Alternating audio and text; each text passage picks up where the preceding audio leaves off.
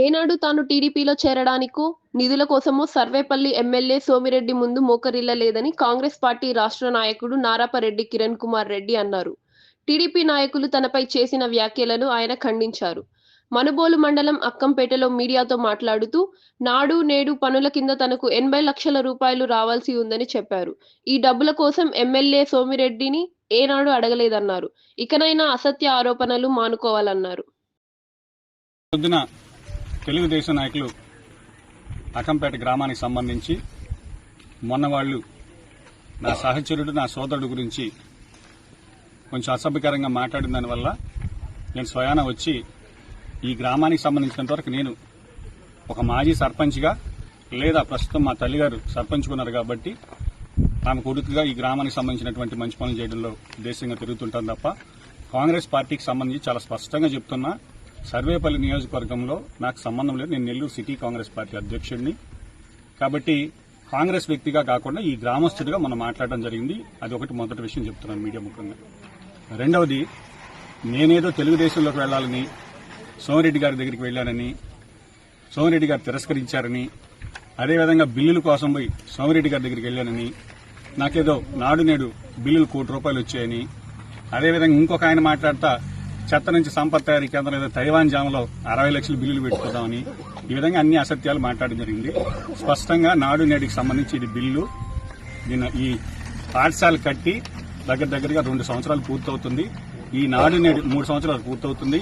ఈ నాడు నేడుకి సంబంధించి ఇప్పటికి నాకు నయా పైసా బిల్లు రాలా. ఒక 80 లక్షల రూపాయల కోసం పోయి ఏదో వేరే తెలుగుదేశం నాయకుల దగ్గరికి వెళ్లి మోకరించాల్సినటువంటి అవసరం నాకు లేదు. కాబట్టి మీరు ఇప్పటికైనా నిజాలు మాట్లాడుంటే సంతోషించేవాడిని. కానీ మీరు నిజాలు ఇప్పుడు మాట్లాడరు. ఎందుకంటే ఇప్పుడు కూడా నిందలు వేసి అర్జీలు పెట్టి ఇట్లాంటివన్నీ కూడా మీకు అలవాటేమో కానీ మాకు అలవాట్లేదు. సో ఏది ఏమైనా ఈ గ్రామస్తుడిగా ఒకవేళ రాజకీయాలకు అతీతంగా నేను ఏ పార్టీలో ఉన్నా ఎక్కడున్నా కూడా ఈ ఊరికి సంబంధించినంత వరకు 10-12 సంవత్సరాలు ఈ ఊరు గ్రామస్తులు మా కుటుంబానికి ఒక అవకాశం ఇచ్చారు.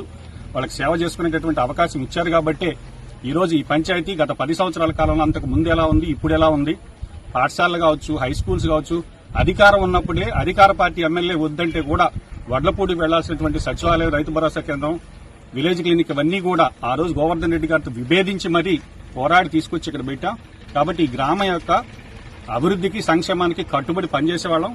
పార్టీలకు అతీతంగా ఈ రోజు కూడా చెప్తున్నాం, తెలుగుదేశం అధికారులున్నా ఒక సర్పంచ్కి సంబంధించినటువంటి సర్పంచ్ హోదాలో జడ్పీ చైర్మన్ తీసుకొచ్చాం, ఒక హాస్టల్ ఓపెన్ చేయించాం, అదేవిధంగా సిమెంట్ రోడ్లు తీసుకొచ్చాం, సచివాలయానికి సంబంధించి ఇంకొక 20 లక్షల రూపాయలు కూడా కాంపౌండ్ వాళ్ళు అడుగున్నాం.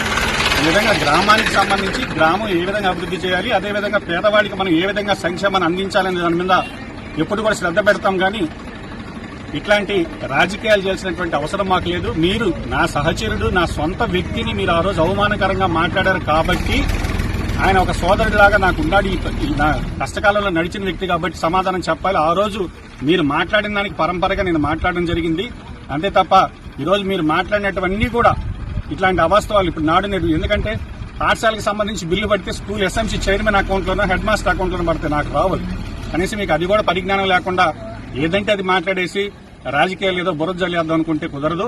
సరే, ఏది ఏమైనప్పటికీ గ్రామానికి సంబంధించి నేను మళ్లీ చెప్తున్నా, ఈ గ్రామానికి సంబంధించినంత వరకు నేను ఒక మాజీ సర్పంచ్గానే మాట్లాడతాను తప్ప ఒక కాంగ్రెస్ పార్టీ నాయకుడిగా కాదు. కాంగ్రెస్ పార్టీకి సంబంధించి సర్వేపల్లి నియోజకవర్గానికి సంబంధించి ఒక వ్యక్తిని ఇక్కడ కోఆర్డినేటర్ ఉన్నాడు, ఆయన నిర్ణయం తీసుకుంటుంది ఎక్కడ పోటీ చేయలేదనేది.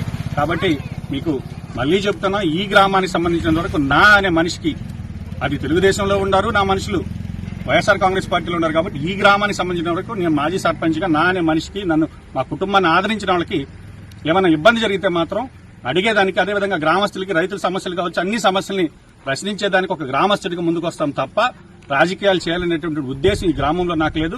మళ్లీ మీకు హెచ్చరిస్తున్నా, రాజకీయాలు పక్కన పెట్టండి. మీకు అధికారం ఉంది, అవకాశం ఉంది, 4 మంచి పనులు చేసి మీరు మంచి పేరు తెచ్చుకోమని చెప్తున్నాం.